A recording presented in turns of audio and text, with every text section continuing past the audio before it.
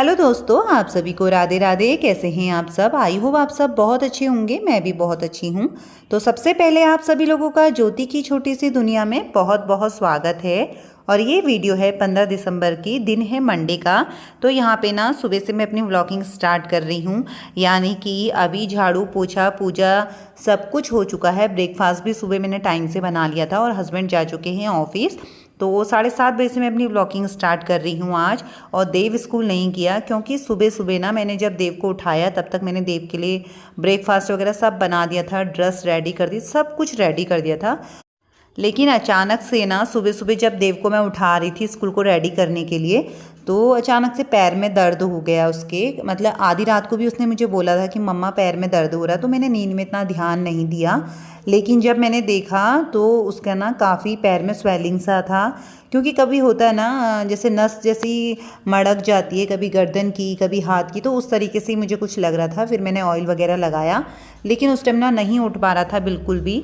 तो फिर मैंने फाइनली सोचा चलो स्कूल नहीं भेजती हूँ बच्चे को। अगर मैं भेज भी देती ना, फिर वहाँ से कॉल आता बच्चे को ले जाओ, तो बच्चे के पैर में दिक्कत हो रही है, तो फिर इतनी दूर मुझे लेने जाना पड़ता है। इसलिए मैंने ना फिर बच्चे की छुट्टी कर दी। तो अब यहाँ पे धूप में बैठा है। तो 6 बजे में के बाद से लेके ना मैंने मतलब आधा पौन घंटा इसके पैर की मालिश की ऑयल से। तो अब जाके आराम है। वो नस ना मड़क सी गई थी, बहुत लोग की हो जाती है, मेरी भी अक्सर होती है गर्दन की। तो यहाँ पे अब ये धूप सेक रहा है और मैं डाल रही हूँ प्लांटों को पानी। और इससे पहले का मैंने इसलिए ना वीडियो कैप्चर नहीं किया, मेरा मन ही नहीं हुआ था। वैसे मैंने सोचा था कि सुबह का बनाऊँ, लेकिन फिर ना जब बच्चे की तबीयत ठीक ना हो तो मन भी नहीं करता। अब जाके थोड़ा आराम है बच्चे को।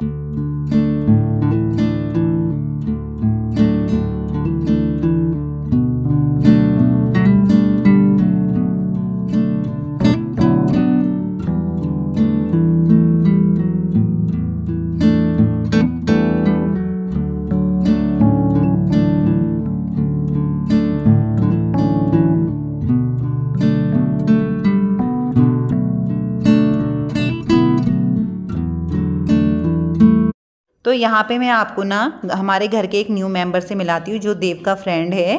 तो ये देख सकते हैं, हम इसे कल ही रात लेके आए हैं। येलो कलर का पैरेट है ये। तो जिस भैया से हमने लिया था ना, तो वो बोले थे इधर का नहीं है, ये बाहर का है। तो देव उसके संग ही लगा हुआ है और धूप सेक रहा है बाहर पे।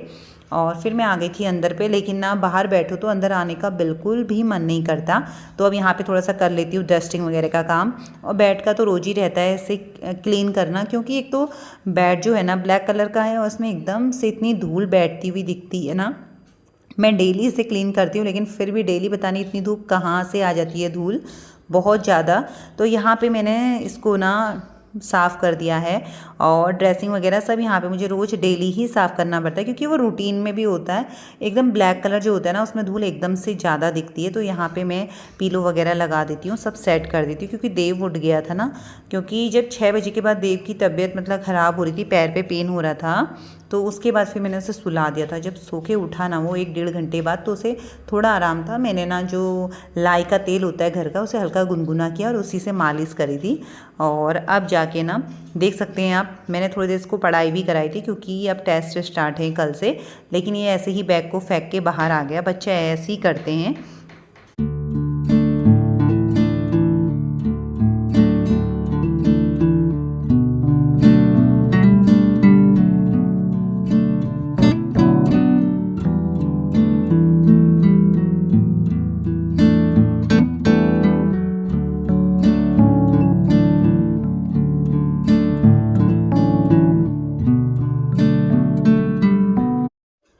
तो उसके बाद मैं आ गई थी किचन में, और यहाँ पे मैं अब कर रही हूँ बर्तन वॉश। क्योंकि सुबह के ना बर्तन थे, जब मैंने ब्रेकफास्ट बनाया था तो ऐसे ही रख दिए थे।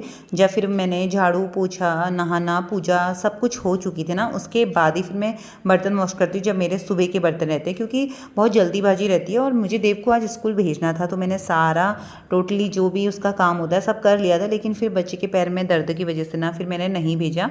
तो यहाँ पे फटाफट से बर्तन वॉश कर लेती हूँ और टाइम से ही खाना बना लूँगी। और ब्रेकफास्ट तो बना हुआ ही है।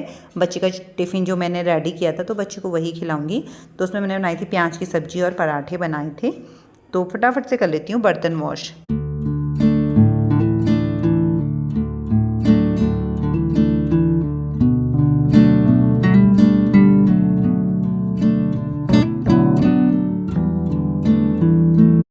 तो यहाँ पे अब करती हूँ खाने की तैयारी। तो शाम को ना मेरे हस्बैंड दही लेके आए थे, क्योंकि हमने मटर पुलाव बनाया था और मटर पुलाव के संग ना दही बहुत अच्छा मतलब कॉम्बिनेशन भी है और मतलब बहुत अच्छा लगता है खाना। तो बिना दही के ना हम पुलाव खाते हैं, ना खिचड़ी खाते हैं, ना उड़द की खिचड़ी खाते हैं। तो दही या मट्ठा उसमें ज़रूर होता है।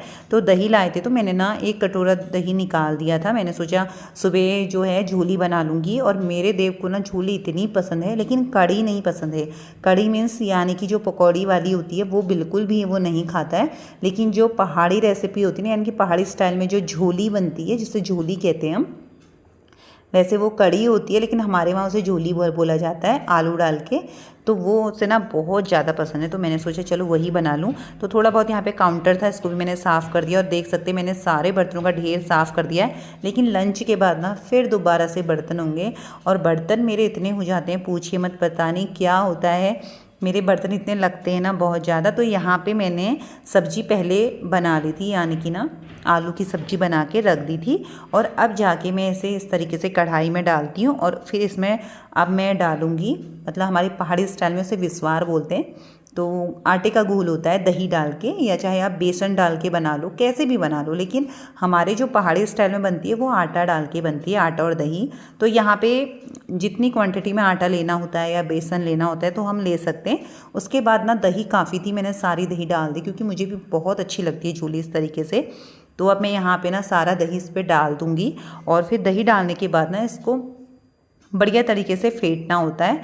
और फेंटने के बाद ना फिर इसका जो घोल होता है वो आप अपने अकॉर्डिंग बना सकते हैं। आपको मतलब जितनी गाढ़ी चाहिए, जितनी पतली चाहिए, तो उस हिसाब से आप उसे बना सकते हैं। और फिर उसे लो फ्लेम में ना पकने देना होता है। तो आपको खुद ही पता चल जाएगा, क्योंकि उसकी महक ना पूरे किचन में फैल जाती है कि मतलब कड़ी बन चुकी है, रेडी हो चुकी है। तो मुझे तो बहुत पसंद है और देव की वजह से ही मैंने बनाया है यहाँ पे।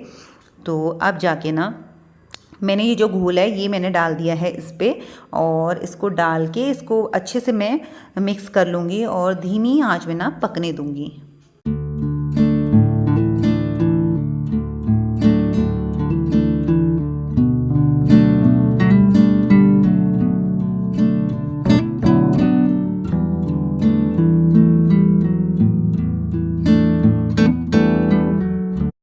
तो कड़ी यहाँ पे बन रही है, यानी कि झोली, और चावल भी मैंने चढ़ा दिया है साथ ही साथ। तो ये ना मेरे हस्बैंड लेके आए थे मिर्ची का अचार। तो ये राजस्थान की मिर्ची का अचार है। तो हम लेके आए थे बीकानेर से, तो वहाँ पे मिल रहा था। तो मेरे हस्बैंड कह रहे थे कि पहले छोटा पैकेट्स लेते हैं, कैसा इसका टेस्ट है, अगर अच्छा लगा तो हम फिर बड़ा पैकेट्स लाएंगे। तो ये ना बहुत अच्छा है, यानी कि इसे बच्चे भी खा सकते हैं।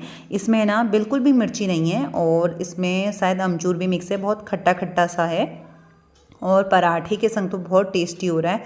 पराठा है या फिर चावल वगैरह, राइस वगैरह, किसी के संग भी ले सकते हैं आप, और बच्चे भी ले सकते हैं। तो देव भी इसे खा रहा था पराठे के संग। तो फिर मैंने ना यहाँ पे चीनी मिट्टी के जो बर्तन है ना, अचार हमेशा इसी में अच्छे लगते हैं। प्लास्टिक के डब्बों में ना ज़्यादा सेफ भी नहीं रहते हैं और ख़राब भी होने का डर रहता है। तो इसलिए मैंने इसमें इसको खाली कर दिया है। और अब जाके यहाँ पे खाना भी रेडी हो चुका है, देव को भी भूख लग गई है क्योंकि टाइम भी हो ही चुका है खाने का। तो फाइनली यहाँ पे मेरा खाना बन ही रहा है, यानी कि बन ही गया है, रेडी हो चुका है। तो अब जाके ना थोड़ा सा मुझे धनिया तोड़ के लाती हूँ बाहर से, अपनी छोटा सा किचन गार्डन जो मैंने बनाया है।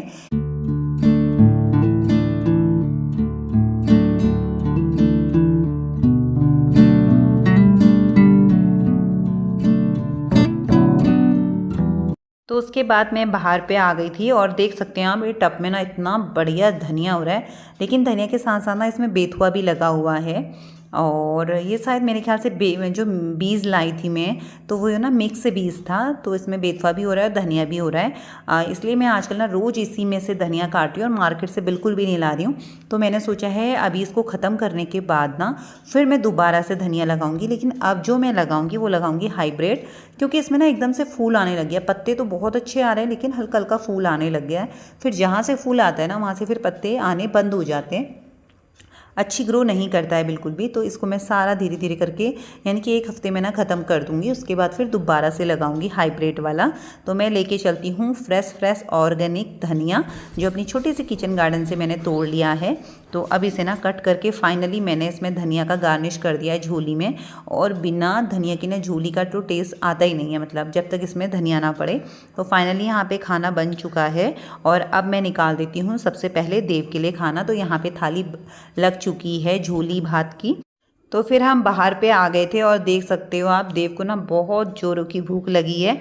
आप उसके खाने से ही देख सकते हो, उसे पता नहीं मैं उसकी वीडियोस बना रही हूँ, तो उसे अभी बिल्कुल भी पता नहीं चल रहा है। और मैं भी अपना खाना लेके बाहर पे आ गई थी और बहुत बढ़िया धूप लगी हुई है। तो धूप में खाने का तो मज़ा ही कुछ और होता है जाड़ों में। तो आजकल हम बिल्कुल भी अंदर नहीं खाते और मैंने तो ले लिया कढ़ाई में, क्योंकि झोली और भटके डुबके भटकी चुटकेनी इस तरीके से जो भी दालें बनती है ना, वो कढ़ाई में खाने में ही मज़ा आता है। तो अब यहाँ पे खा लेते हैं हम खाना। तो इस तरीके से रहा आज का हमारा दिन, जो मैंने आप लोगों के संग शेयर किया। तो वीडियो को यहीं पे करती हूँ एंड।